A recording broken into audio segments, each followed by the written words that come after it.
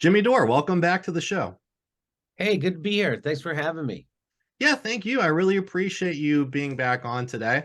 And I also want to say thank you again because today's Father's Day that we're airing this. And last week I brought my dad to a comedy show of yours, and we got to see you. It was a hilarious show, and we got to hang out with you in the green room afterwards, which was really awesome. So just want to say thank you again. And again, that was just such an amazing show. I don't think I've laughed so hard for so long ever, honestly. Wow, that's really sweet of you to say. I know I like to surprise people when they come to the show. They don't expect it to be as funny as it is. So I'm always proud that people think that it's funnier than they expected it to be. So thanks for saying that. Yeah, well, like I said to you after the show, I think what makes your comedy so particularly funny is that we've all been so indoctrinated and brainwashed, and we're just used to, the same flow of propaganda coming from the corporate media and our politicians. And that when you have a comedian like yourself who's poking fun at that and showing the absurdity of it really strikes a chord, and it really brings you out of that brainwashing, and it's meaningful as well as being very funny. So personally speaking, that's what I think the real power of your comedy is. I'm really flattered. Thanks for saying that. I'm really glad you and your dad had a great time. I'm really I'm proud of the audience. I'm proud that the audience isn't narrow-minded, and they can. A lot of them disagree with me politically, but they like me anyway, and they come out. So that's what's there was all types of people there, right? There were young people, old people, there were white people, black people, there were hippies, there were conservatives, there was libertarians, right? There were, and socialists, there was all types of people there. So I'm really happy about that. And those people can come together at a show like that and see that um, they have more in common than they thought. Have you ever gotten any pushback from people after the show? Or what I was actually thinking about during the show? Because I think a lot of people who come to see you are expecting your comedy, expecting that kind of perspective. I was curious about like the staff who works there. Have you ever had anybody like outraged about your perspective on things? It's usually the other way. Usually they're refreshed, right? They like, oh, that was great. Oh, you never hear that perspective. Oh, it's always so I'm guessing it's usually the same old, Trump bashing uh liberal claptrap that you get at the late night television shows too, right? It's just gross. And so no, in fact, where was I? I was in Virginia Beach, I'm pretty sure, or Richmond, Virginia, one or the other. And I came off stage and there was a black guy who was a bouncer there, and he walked me off stage to the crowd to the green room, and he was an Iraq veteran, and he said that I'm the type of person he's supposed to be protecting, that's the kind of thing that he thought he was fighting for. He wasn't, but that's the thing he should be, meaning my right to say what I'm saying, my freedom of speech. And so that really touched me. That really moved me. That he was moved. And so I'm always surprised that when stuff like that happens, when grown up people tell me how moving it is, my comedy. Just at Hartford, when I was meeting people afterwards, um, one guy came up and said to me that I saved his family. I mean, and people always, at least a dozen people after every show tell me I kept them sane, and be just because just what Chomsky says, right? The media is there to make you think that you're the only one having those thoughts and that no one else shares your opinion. And it's very isolating. And then you only get the corporate opinion reflected back to you in the media, never yours. And so uh, I think when people see me and they see that, oh my God, other people think like this too, they feel politically homeless. They feel betrayed by the establishment, not either party. They feel like we're being distracted, which we are. As Chomsky also said, the greatest way to undermine democracy is distraction. And that's what we're living through. That's what Russiagate was. That's what all this stuff is. That's what all our cultural issues, put it that way, they're all distractions that way. That's why we're talking about bathrooms and gender affirming surgery. And we're at each other's throats over things that we 99% agree on. So anyway, that's where I'm at. So I'm really glad you came out. I'm glad you and your father got to see it. What are some other places that you're touring in the near future? Oh, so I'll be in Bakersfield, California this upcoming Saturday, June 24th. And then we're going all over the place. San Francisco, Baltimore. Max Blumenthal will be on that show in Baltimore, July, I think it's 14th and 15th, in Baltimore. So that'll be a great show. Max Blumenthal, if you've ever seen him do stand-up, it's really good and it's really wicked, right? It's right in our wheelhouse. So I'll see everybody there July 14th and 15th in Baltimore at Magoobies. And then we're going to be in New York at Gramercy and Pottsville, Pennsylvania, and St. Louis, and all types of places. So please go to jimmydore.com and I'll probably be coming to your city soon. Awesome. Yeah, so after you were here, President Biden was actually here this past week as well, and I don't know if you saw the clip of it yet, but he ended his speech by saying "God save the Queen," which was really perplexing for a couple reasons. A, why would the President of the United States end a speech saying that? B, the Queen has been dead for several months now. But I'm going to stand in front of each section. No, I really mean it. And if you can see the camera, they can see you. And it's the least consequential part of this whole meeting for you. I promise. All right? God save the Queen, man.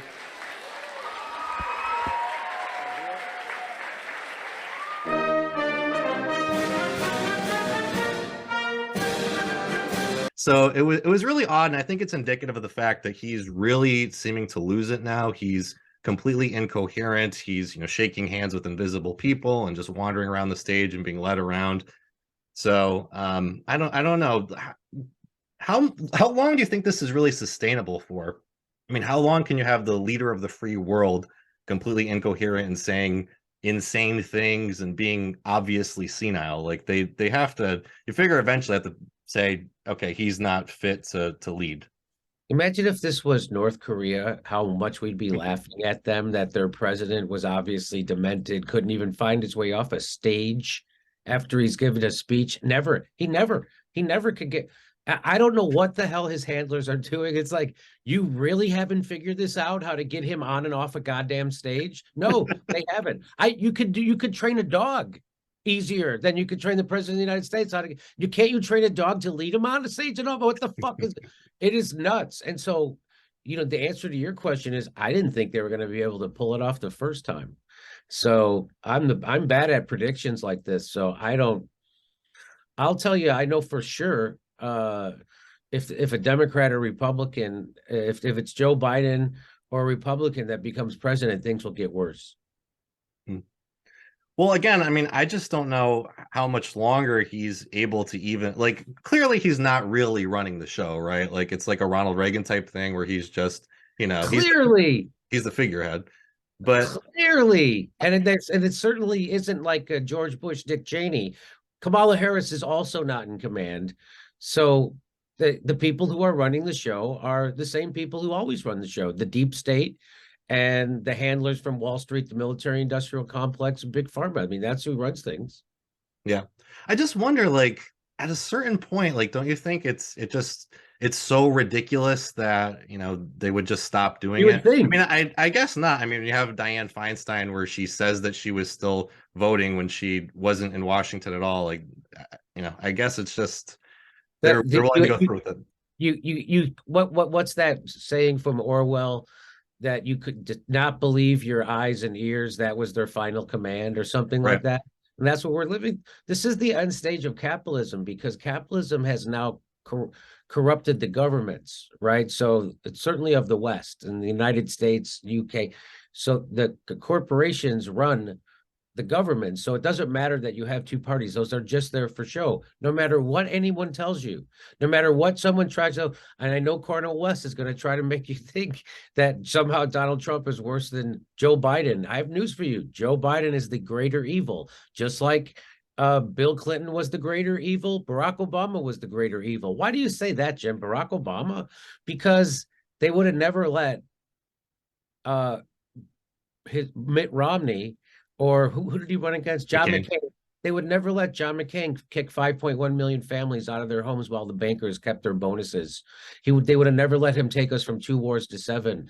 They would have never let him deport twice as many people as Donald Trump. They would have never let him put those cages in. They would have never let him use the Espionage Act to prosecute journalism if it was a Republican. But since pretty boy Barack Obama, who made you feel like he was the good and moral person, which he wasn't, he's a war criminal and a horrible leader, just like the rest of them, enemy of the people.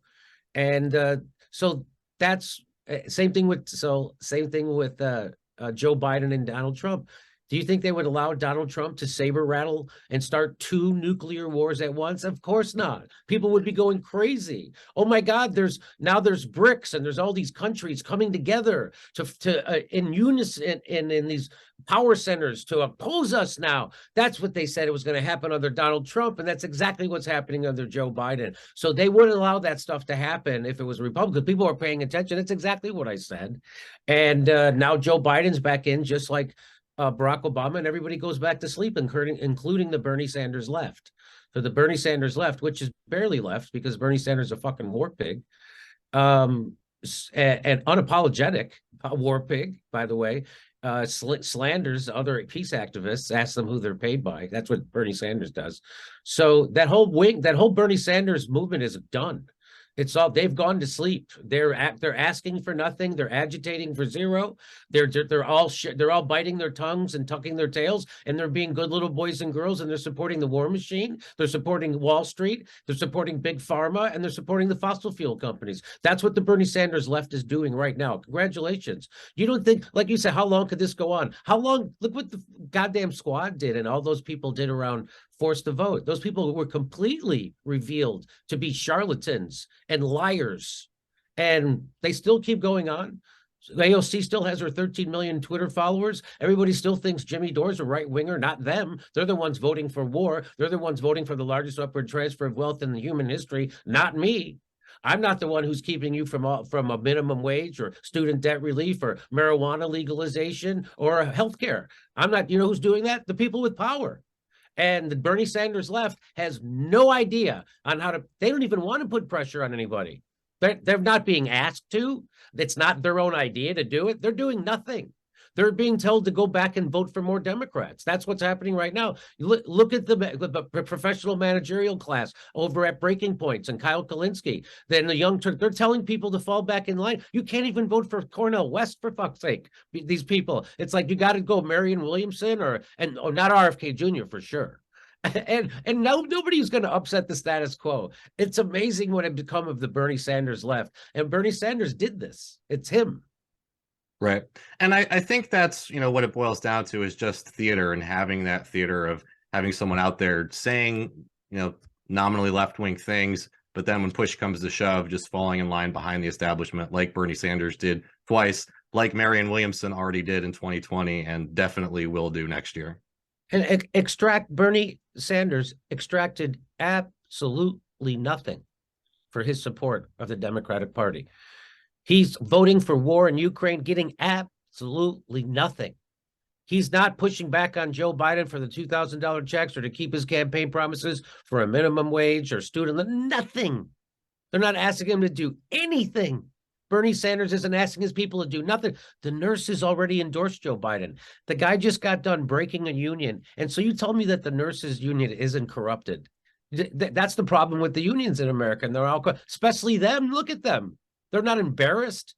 It's amazing that they're already endorsing him, too. I mean, honestly, that kind of reeks of desperation. To me, it suggests that Biden is really in trouble if you have unions already endorsing him before any primaries or debate. I mean, I don't know if there are going to be any primaries. What is the evidence that Joe Biden is better for unions than anybody else? What is the evidence? And right now, there's people in the race that are better than him for sure.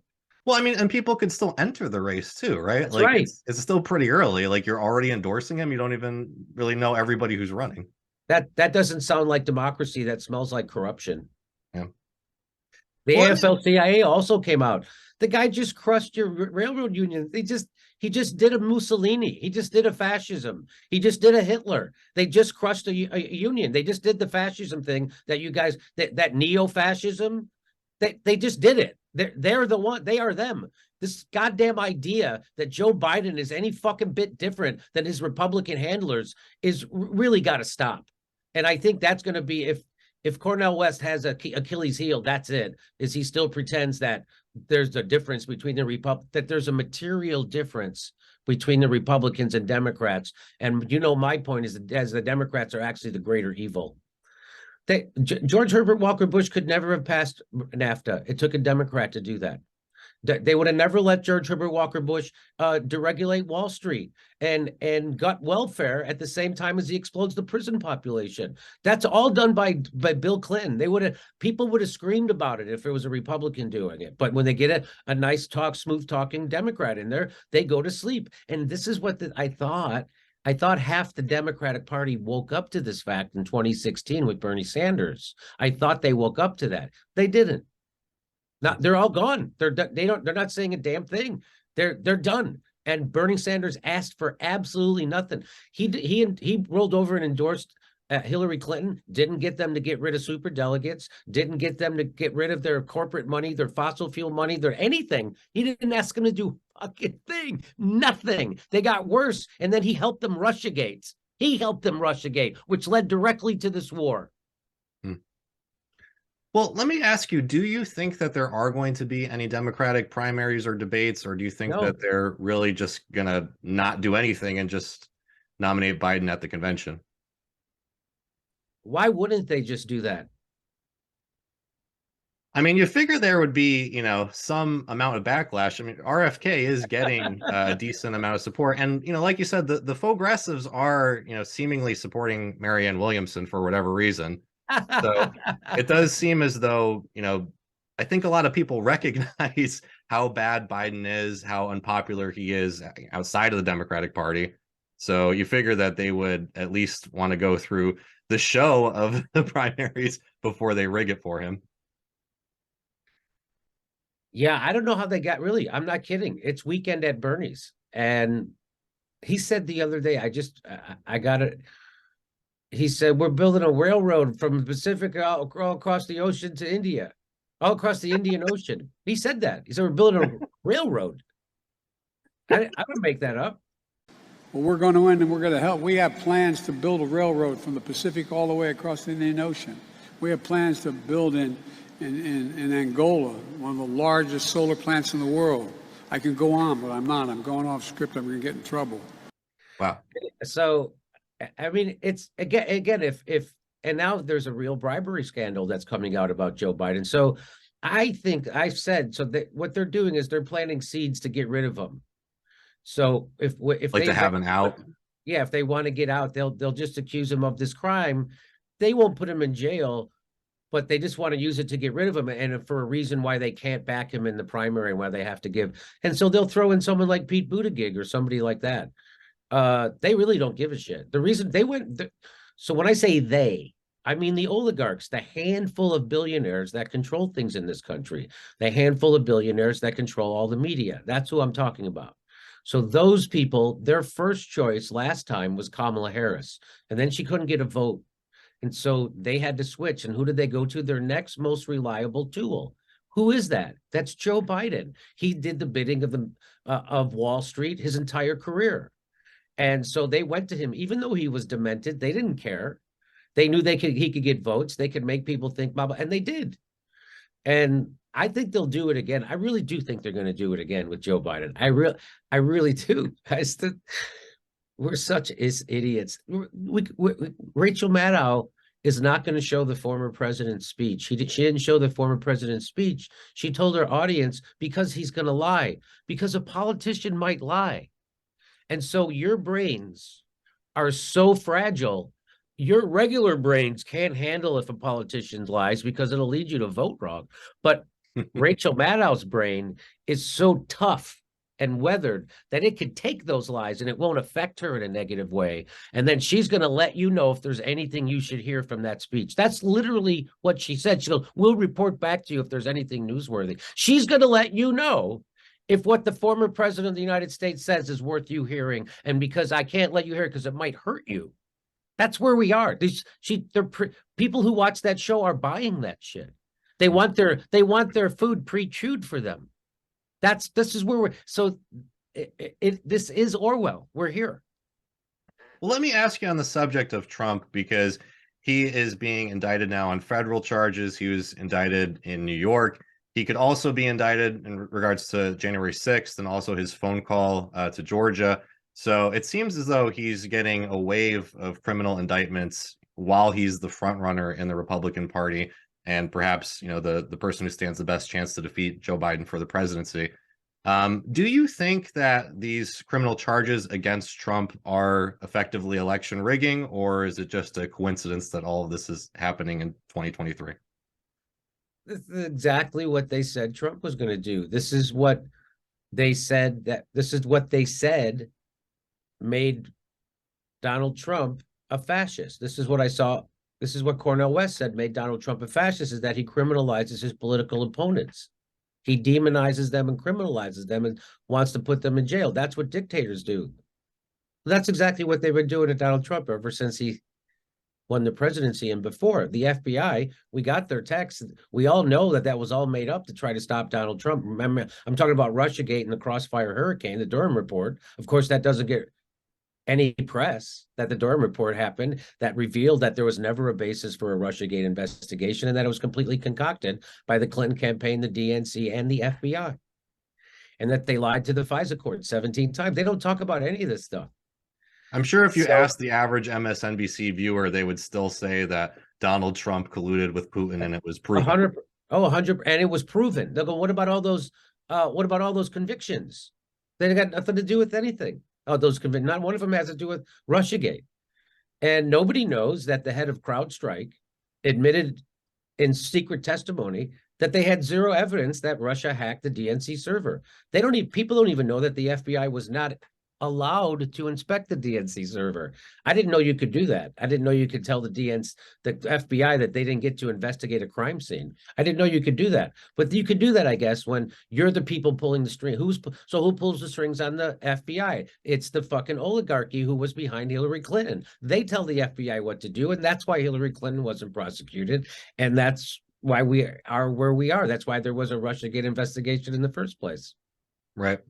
It's so maddening too, because when you finally see a president, a high-profile politician getting indicted and getting charged, it seems to be so transparently politically motivated, right? It's effectively a form of election interference to make sure that Joe Biden stays in office. And you have the fact that every president has been a war criminal, has been guilty of all kinds of crimes. I mean, if anybody belongs in jail, it's George W. Bush. And it's funny too to not hear any Democrats talk about that anymore, right? To talk about George W. Bush and Dick Cheney, who were Republicans, war criminals, killed 1 million Iraqis. Nobody talks about indicting them for those crimes that I feel are a little more serious than taking documents and putting them in your bathroom. Why do you think that is? I can tell you why. I'll tell you why. The reason why that is, the reason why George Bush went from enemy number one that used to make Keith Olbermann foam at the mouth is because he's useful to the establishment now, because he went and gave a speech at that last 9/11 thing, or a year ago now, at a 9/11 ceremony where after January 6th, where he said the January 6th people were terrorists. And that's criminalizing MAGA, which is Trump's political movement. And then, so they all embraced him for that. So now he's loved by everybody now, right? And he's just a guy with political beliefs they don't agree with, unlike Trump, who's a neo-fascist and this and that and all. They won't stop doing that, right? So I really, that's what happened with George. How can you prosecute Donald Trump for documents when it's already been revealed that Joe Biden did the same goddamn thing, and right. They all Mike Pence also is Mike Pence getting charged, and then Rachel Maddow let the cat out of the bag twice already last week. She said, what if in exchange for him agreeing not to run again, they would drop the charges. That's what they want, right? And then Lawrence O'Donnell had to remind Rachel, that's what Donald Trump's been saying all along, that this is all about. You fucking idiot. That's what you just said, that the quiet part out loud. Of course, that's what this is about. To try to keep Donald Trump out of the White House because they can't beat him at the ballot box. But you have to wonder if the Justice Department is considering whether there is some political solution to this criminal problem, whether part of the issue here is not just that Trump has committed crimes, but that Trump has committed crimes and plans on being back in the White House. Do they consider, as part of a potential plea offer, something that would proscribe him from running for office again? I don't know. I would imagine if anything like that happened, that it would have to come from the defense side of the negotiation, that the Trump team would say, oh, by the way, and with this, we will also, drop out of the race for president. Otherwise, it would put the Justice Department in this position that Donald Trump claims they're in. He claims they're trying to stop him, simply trying to stop him from becoming president again. And that's the only reason they're doing this. So we've been taken into banana republic territory. This is kind of third world dictator stuff. All the things that they said about Donald Trump, they're guilty of. Everything they said about Donald Trump, they're guilty of. Everything. Well, I wanted to talk to you about RFK Jr. also. And obviously, he's pretty great on a lot of issues with medical freedom. And he's been outspoken against the war in Ukraine. So I'm curious what your thoughts are on his campaign. He is the number 2 candidate in the Democratic Party, and it's very reminiscent of his father in 1968 speaking out against the Vietnam War when LBJ was president. So just curious what your general thoughts are on his candidacy, and also, do you think that if the nomination gets rigged against him, which I think it probably will be, absolutely, like we can say that for certainty, right? Because they've rigged it the last 2 elections. Do you think that he will turn around and endorse Joe Biden?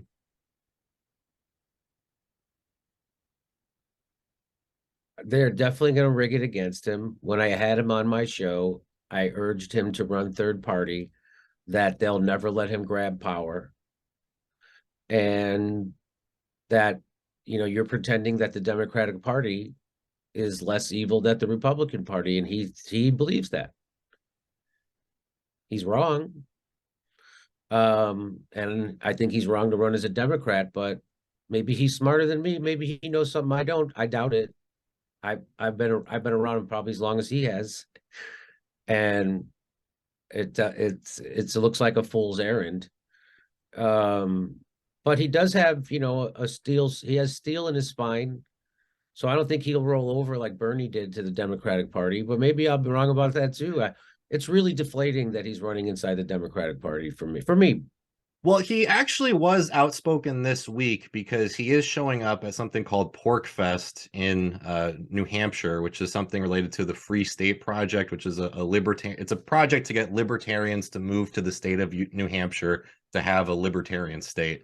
And RFK Jr. is appearing at this, and the Democratic Party of New Hampshire tried to shame him out of it. And he tweeted that, he's not going to be bullied out of it. He wants to appear before these people. So, I mean, that alone, I think, is showing more backbone than Bernie Sanders. I 100% agree with you there. Yeah.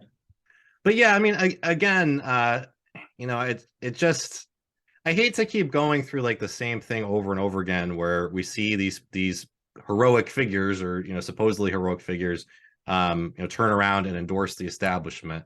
We saw it with Bernie Sanders. We saw that with Tulsi Gabbard. It was a heartbreaker for me when Tulsi did, when she endorsed Joe Biden, the biggest warmonger in the race. Her defense is she always said she would eventually endorse whoever won the Democratic primary. So well, that's the thing too, is they make them like sign something where they're contractually obligated to, right? I heard Marianne Williamson say that's not true. Okay. So I don't know if that's true. I mean, I think if it was true, that would have leaked at some point, right? We would have saw it. I mean, that's what a lot of people were saying defending Tulsi's decision. And my response to that always was, if I was contractually obligated to do that, I would do it in the most sarcastic way possible. Like, Joe Biden is the strongest candidate to lead us into nuclear war, I'm with you. I agree. It's tough. I really, my heart goes out to someone like Tulsi, because she went from being a hero to the Bernie Sanders movement to a pariah, and it's only because she wanted to run against Bernie Sanders. That was that. That's why those people turned on her and said all that bullshit about her, like she didn't support Medicare for all. Of course she did. That was always a lie. That I love to do. Oh, Jimmy Dore doesn't support Medicare for all. He endorsed Tulsi. Tulsi supported Medicare for all. Anyway, who cares about these fights? But yeah, I RFK Jr. kind of, he says he won't endorse anybody who supports these wars. I think I heard him say that. Did you hear him say that? No, I must have missed that. Okay, maybe I dreamt that then. So, but it would be a real heartbreaker to see him stand there. And I mean, how could you in good conscience endorse Joe Biden? Just it's no different to me than endorsing Donald Trump or DeSantis or Mitt Romney or McCain or George Bush. It's the same thing. Joe Biden is George Bush. He's gotten more horrible shit. He's given a medal to George Bush. He's given a medal to George Bush. Look at that. Oh my God. Where are our heroes? Now we got Jon Stewart is out giving medals to Nazis and tongue baths to war criminals like Condoleezza Rice and Hillary Clinton. And he won't tell the truth about Ukraine to save his life. He won't tell the truth about vaccines or lockdowns or COVID. He won't tell the truth about it because he told that truth about where the virus came from on Stephen Colbert, and he got his clock cleaned by the shit-lib left. They ostracized him, and he never had that happen to him before. Welcome to my world, John. So yeah, I mean, on that note, RFK recently had to backtrack himself, where he had tweeted out support of Roger Waters, saying that he was speaking truth to power and whatnot. And then he came under fire and was being, accused of being an anti-Semite, and he's always been called a conspiracy theorist, but being called an anti-Semite. And then he did, a pretty noticeable about face on that, where he deleted that tweet in support of Roger Waters. He had also tweeted out an explanation saying that, he didn't know that Roger Waters had these positions that were critical of Israel, which is really odd because the entire reason that Roger Waters has been in the news recently is because of his show, The Wall, and how he had been critical of Israel. So that was a little strange that he would say that. Mr. Kenny, a lot of people are confused about the tweet storm. I call it the tweet heard around the world. A couple of tweets were put up in support of Roger Waters and then taken down. Do you want to give us a little explanation of why they were taken down and also your stance on Israel and Palestine? I tweeted that. I made the tweet applauding Roger Waters' courage in opposing the COVID mandates and the Ukraine war. I was unaware of his position on Israel. And when I learned that, I immediately took it down. My position of Israel is that I support Israel. My family has a long relationship with Israel. I support its right to exist and its right to protect its security. And the Palestinians? And a humane outcome and a recognition ultimately of the aspirations of the Palestinian people is important for everybody. Thank you. Thank you. But then after that, he appeared at a pro-Israel march with Shmuley Botek, and then he also was on Glenn Greenwald's show, where he made very clear that he is a strong supporter of the state of Israel and that his family has always been a strong supporter of the state of Israel. If I was a dissident Arab Palestinian, would I rather be a dissident in Israel or in Saudi Arabia or Oman or Qatar or any other Arab nation? If you're a dissident, you get up in the middle of the public square and denounce the government. Where would you rather be? You'd rather be in Israel, because it's the only place you're not going to get in trouble. And we need to have the same standard for judging Israel as we judge other Arab countries. We should, and Israel is going into the West Bank and killing children. It's never doing that deliberately, never. And nobody has ever said it is. Well, a lot of people have said it. A lot of people have said it is. But let me just ask you, because I just want to focus the. In all of those other countries, it is the deliberate policy of those countries to attack and target civilians and to kill them. Israel is a model democracy in the Mideast. It's the only democracy in the Mideast. And as a democracy, it's a model for peacekeeping,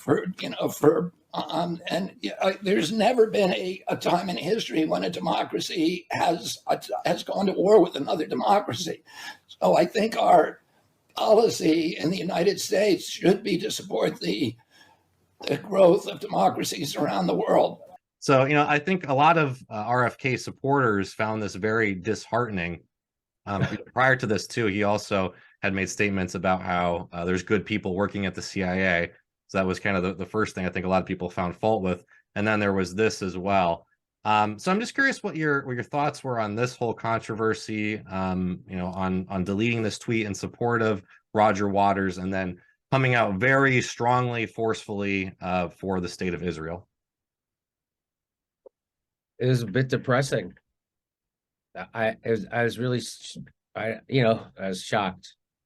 It seems so counter because he stands up in such a strong way for the things he believes in, and he's willing to take any sling, any arrow, any attack, any smear. Obviously, he's done that for the last 15 years. So it was really surprising for me to see him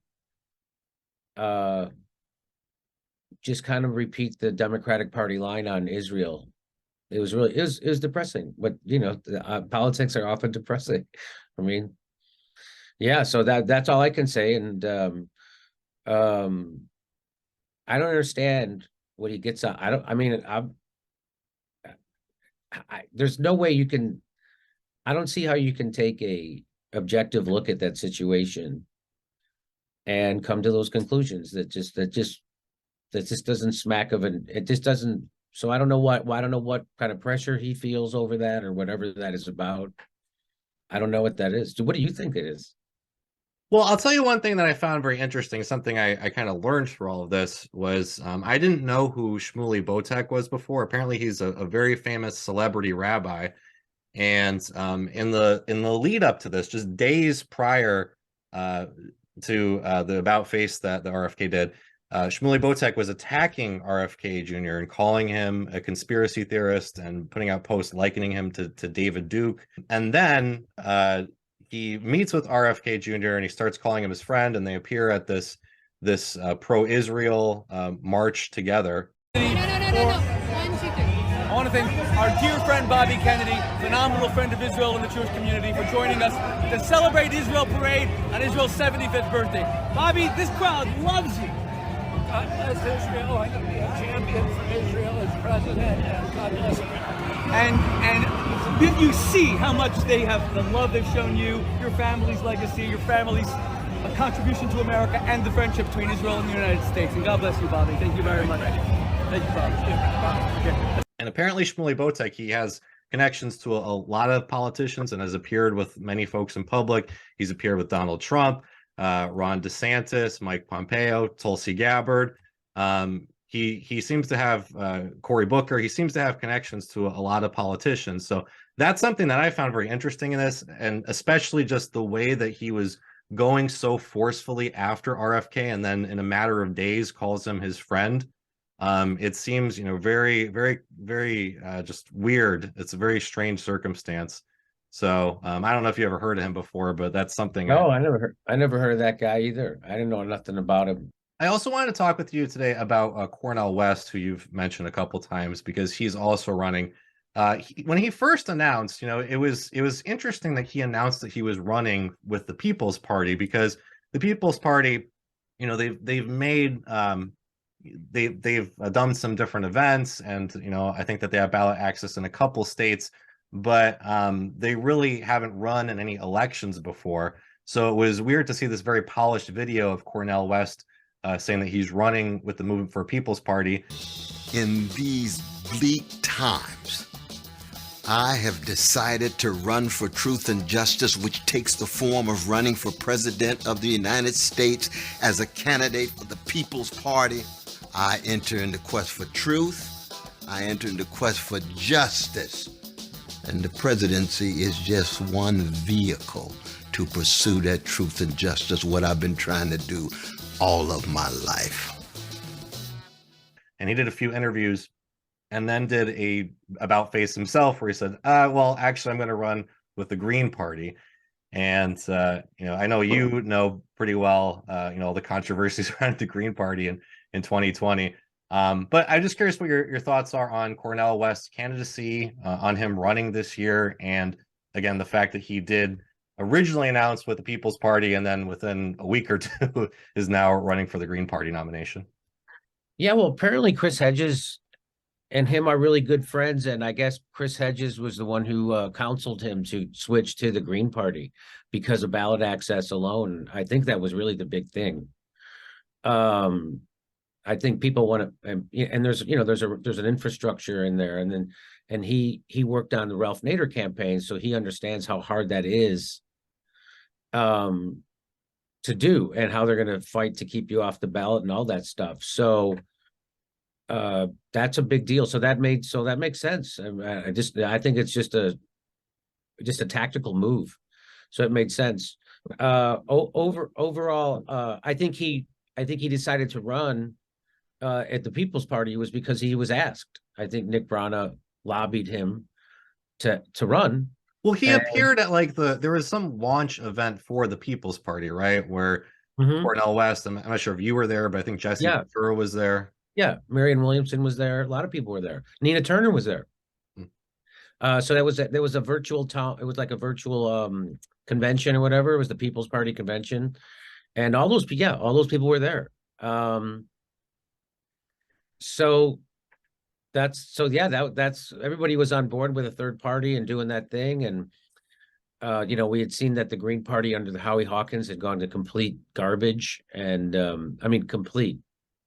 To the point where there are 4 mandates. They're for the Ukraine war. He's just a mental case. If he's not being paid by the CIA, which I'm pretty sure he is, then that's even more embarrassing. He's not being paid and he's still saying that stupid stuff. So I'm all for Cornel West's candidacy. I hope he develops a message that actually is inclusive to along class lines, because that's what he has to do. He has to speak to Trump voters. He has to speak to the other half of the country if he wants to be successful, and I think he can be successful, and I'll support him. So I'm going to lobby him to widen his language, stop calling his political enemies fascists. It gets us nowhere. Everybody starts calling each other fascists. So we got to stop that shit. Okay, but why are you pretending? It's 100% pretend that Joe Biden is less of a fascist than Donald Trump. It's 100% pretend. Right. The reason why black and brown people are locked up at the rates that they are right now is not because of Donald Trump. It's because of Joe Biden and the Democratic Party. The reason why unions don't have any power in this country is because the NAFTA got passed by the goddamn Democrats. The reason why the unions don't have any power right now is because Joe Biden and the Democrats just squashed a railroad. They just did the fascism thing. So this idea. So if you're going to just stop it. So I'm going to lobby Cornel West to stop doing that, because it's divisive. It's the opposite of what his message should be. His message should be inclusive. It's us against them. It's not me against you. And you're, like I say in my stand-up act that you saw, my neighbor is not my enemy. I'm going to love my neighbor. I'm not going to hate my neighbor and blame him for the pain I'm feeling because of the policies of the oligarchy. And that's what they want. They want us distracted. They want us hating each other. They want me to think my neighbor is my enemy. But my neighbor is not my enemy. My neighbor is suffering under the same goddamn lockdown policy that I was suffering under. Suffering under the same goddamn neoliberal bullshit, neocon war, disinvestment, deindustrialization of our country, as everybody is. Oh, I'll tell you who my enemy isn't. It isn't a worker. Well, again, I may have a little bit of a myopic view on this, because I was very focused on the Green Party nomination and what every candidate who ran against Howie Hawkins would call rigging. They all accused it of being a rigged nomination. So it was really contentious in 2020. It was a very messy situation. I mean, first off, you had Howie Hawkins embracing Russiagate and attacking Tulsi Gabbard for meeting with Assad and attacking Julian Assange. But beyond that, you also had these accusations of rigging that the state parties and the party leadership were really coming out strongly against the other candidates in the race, keeping them out of events, keeping them out from the fundraising events, from debates, making in North Carolina, Howie Hawkins was literally the only candidate on the ballot. So again, it's going to be very interesting seeing Cornel West run in the Green Party following all of that. And as you mentioned as well, there was a lot of controversy in the Green Party a year or two ago when they supported mandates, these COVID mandates, and the leadership of the party came out strongly in favor of that. And you had a lot of rank and file members of the Green Party who are saying this does not represent us. We do not actually believe in this. So it's going to be a very interesting situation for Cornel West. And I know that obviously the People's Party has its own issues. And I think that's maybe why he decided to run with the Green Party. But I wonder if he's aware that the Green Party that he's entering has all of these, internal issues as well. I don't know if he does, but I'm guessing that Chris Hedges does, and so he's close advisor to him. So I bet they are aware of it. But I think that a Cornel West strategy or a Cornel West candidacy could help solve a lot of those problems inside the Green Party. I think it can. But again, you probably know better about it than I do. Well, again, I think that the majority of rank and file people, would support Cornel West. I don't see why they wouldn't. I think that he pretty well lines up with the values of the Green Party, or what the values of the Green Party nominally are. So I think that he would get a lot of grassroots support. But Jimmy, I know we don't have much time left. I do want to get to some patron questions, but I also did want to do a lightning round because I'm very interested in what your answers to these questions would be. This is kind of basic, what's your favorite of these things? And I just wanted to kind of run through these quickly. So first up, what's your favorite movie? I have a top 5. I definitely, what are a couple of your favorites? I like Avalon. I like the Young Frankenstein. It's a classic. Groundhog Day. Wow. Also. And Bullets Over Broadway. What is your favorite sitcom? Or again, what are a couple of your favorite sitcoms? All time? Yeah, ever. Oh, okay. Dick Van Dyke Show, Cheers, Seinfeld. Friends always made me laugh when I watched. But I didn't really watch many I liked Roseanne, the old one, when I used to watch it. But I didn't really watch a lot because I started stand-up comedy in 1989. And so, I was out all night. And so that was before the internet. And if you missed a show, you missed a show. And so you had to set a VCR and stuff like that. But anyway, was that enough? Do you want more? That's pretty good. Right? Oh, my all-time favorite TV show is Boston Legal. Really? That's the one with William Shatner, right? Yeah, I didn't like any of those people in that TV show until that TV show, and then I liked them all. There was nothing that any of them did. I didn't even like what's the guy's name? James Spader. Ugh, I hated that guy until that, and I didn't. Was it Candace Olsen, or what's her name? Candace Bergen. Oh, didn't like her, but I love all of them in Boston Legal. I just love them. I just love that TV show so much. They're so great. And then I got to meet William Shatner. I did too once, actually. That's a whole other story. But was he nice when you met him? Yeah, we had sushi together. Oh, cool. At my, I tell people about my favorite sushi restaurants right by my house, and it's always empty because the guy's a Nazi, right? With the sushi, he's like the sushi Nazi. He kicks people out all the time. And so, I'm in there eating, and just me and my friend. There's no one else in there. And then Shatner walks in by himself and sits down like 5 feet from me. And he starts eating, and he's facing me. And as he was eating, he would talk about his sushi to me. He was like, "Wow, this is amazing." I go, "Yeah, it's the best place ever." And I'm like, he goes, "I came here once 30 years ago." And I go, "Oh, I really? How come you didn't come back?" He goes, "Well, he kicked me out." That's pretty amazing. That's awesome to run into William Shatner at a sushi restaurant. That's pretty unexpected. Yeah, Yeah. Well, he lives right down the street from me, I found out. Well, I once ran into the band Asia in Nagoya, Japan, because I was in Japan and I went to a bar and the band Asia was hanging out in the bar. So that was Wow, that's I something. met Asia in Asia. Ah, But that actually goes to my next question. What is your favorite band? oh, it's always changing. Honest. It How like about like when you were a stoner teenager? What was your I favorite? can tell you, I wasn't a stoner. I didn't start smoking pot until I was older. Huh. Isn't that funny? I used to look down my nose at stoners, at pot smokers. What was the girl band that you'd go see? Oh, so okay. So the first five concerts I ever went to was Thompson Twins, Luther Vandross, Kool and the Gang. That's when I was young. And I never really went to many concerts. My parents wouldn't let us go to concerts when I was in high school because they said there was drugs there. And I'm like, well, there's drugs in fucking school too. You may let me go there. So they wouldn't let us. I could never go to a concert. So now as a grown up, like I'll let me, I listen to an eclectic. I like Mexican music, Spanish music. Here, I'll show you what my playlist is. I'm listening to Emily King right now. You know who ever heard of that? No.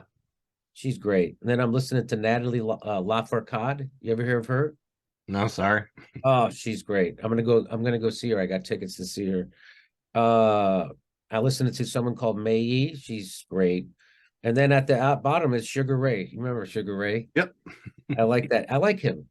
So that's the kind of music, but I like all different kinds of music. I went through a country music period. I love Willie Nelson and stuff like that. And so I really I like my go-to would be,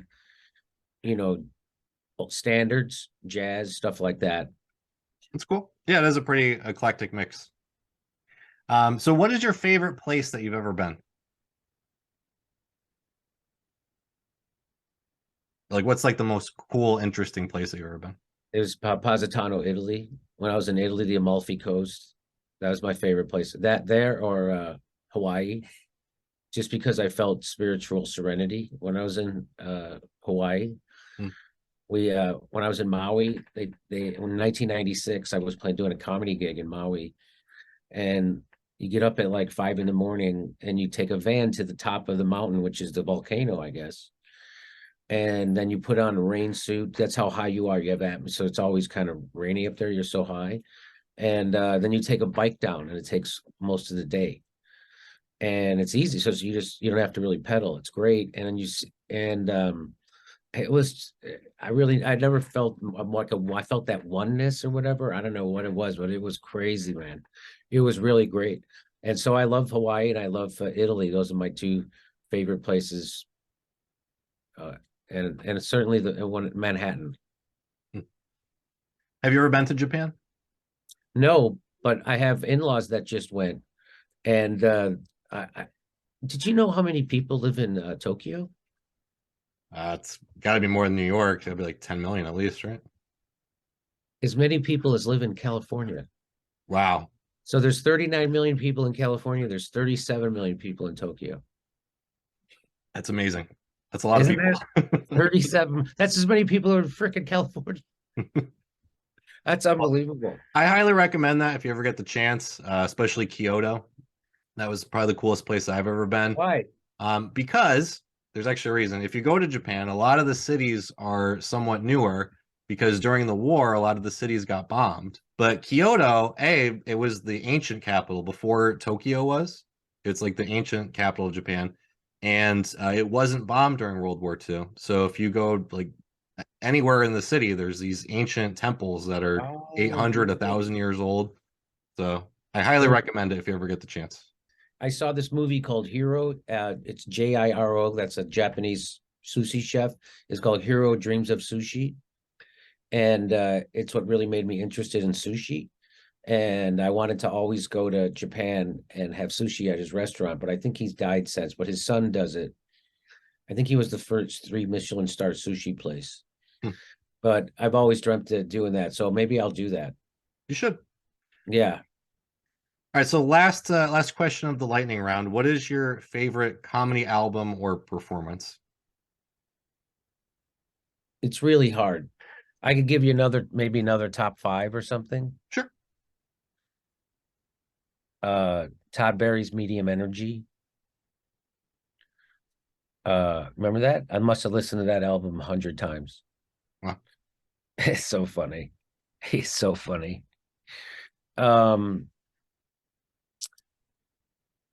I would say Dennis Miller's Black and White. Didn't see that coming, did you? No.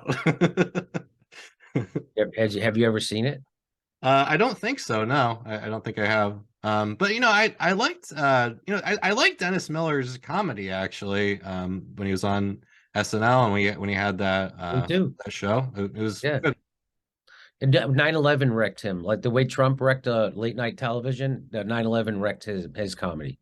Yeah, he became what he is, and which he's a hero of mine. If you go watch Black and White, that Dennis Miller Black and White, there is no better comedy special ever. Really? It's Chris Rock's that first one. What was it called? Bring the Pain, or I don't know. I forget what it is. His first one was great. Chris Rock's one that made him famous. So, and then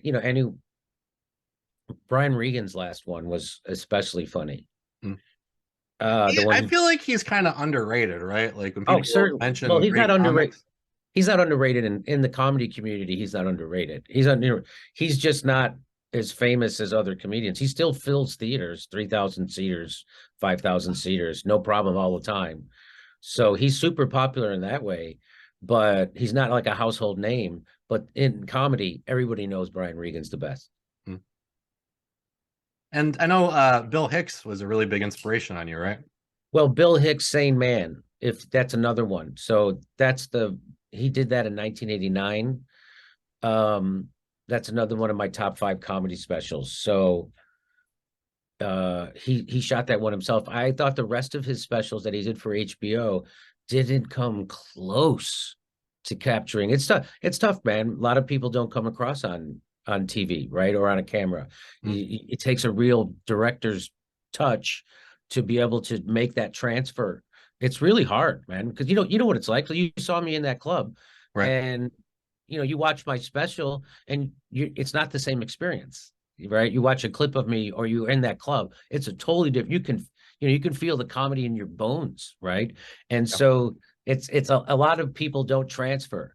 The smaller you are as a performer, the better it is for you on camera. Like Norm Macdonald, that's why he came across always so well on television. It's because he was such a small performer, and the camera catches everything, So, I forgot. Now I forget what the question was.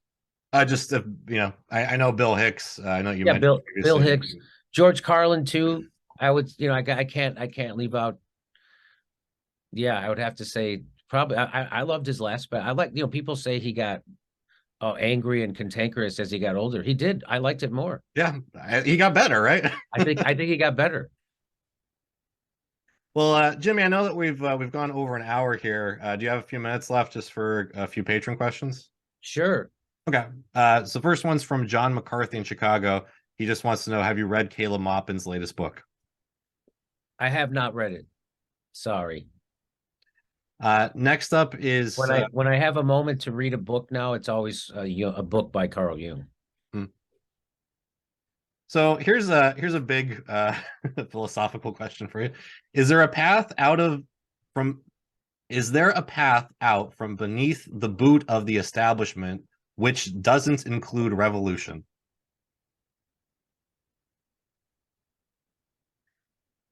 It all depends on what your definition of a revolution is, I guess. I think there is. But it just comes down to workers and direct action. Like, what the truckers did in Canada is exactly what we need to do. That's why they had to demonize those people so as quickly as they did. The truckers were vaccinated at a higher rate than the general population in Canada. They weren't protesting medicine. They were protesting bullshit authoritarianism, and they were right. And that's why they had to demonize them so quickly, because the only thing the establishment has is the power of the narrative. And when they lose that power, they've got to start disappearing people, right? And so that's what they basically started to do. They did a mini version of that by shutting down your bank accounts. That's a version of disappearing you. And so that's what we need. And why did they take such crazy action? Because that's what scares them. They shut down capitalism.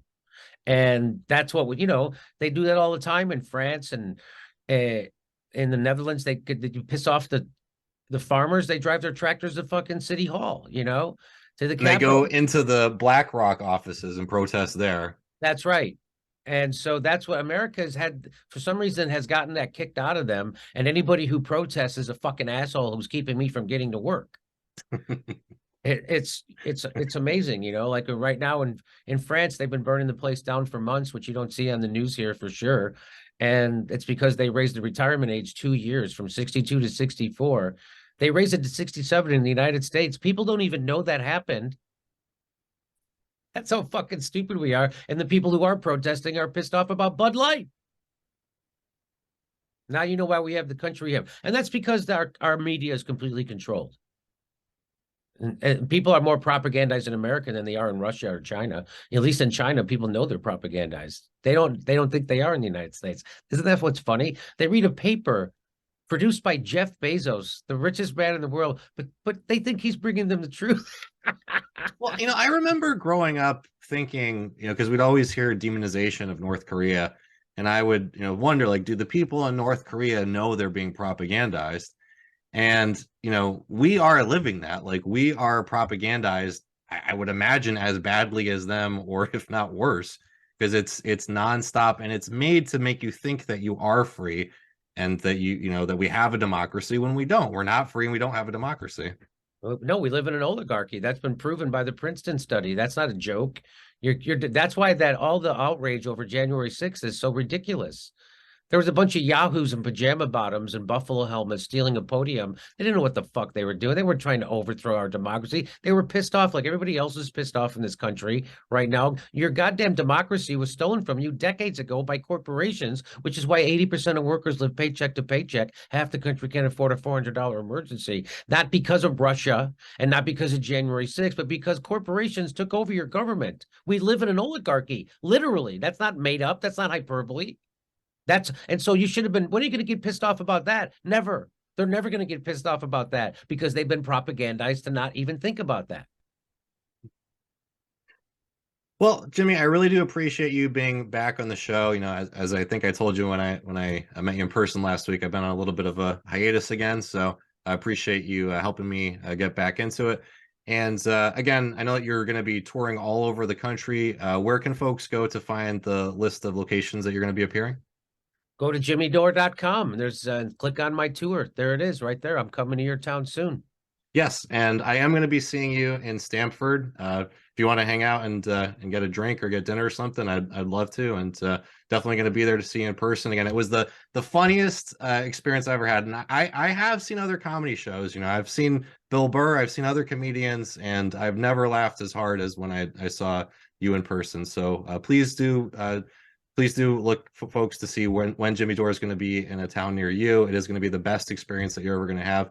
Thanks again, Jimmy. I really do appreciate it. And again, thank you for the tickets and hanging out with my dad. That was a great Father's Day present, and really do appreciate it. Okay, my pleasure, man. I appreciate all the nice words. I'll see you soon. See you in Stamford.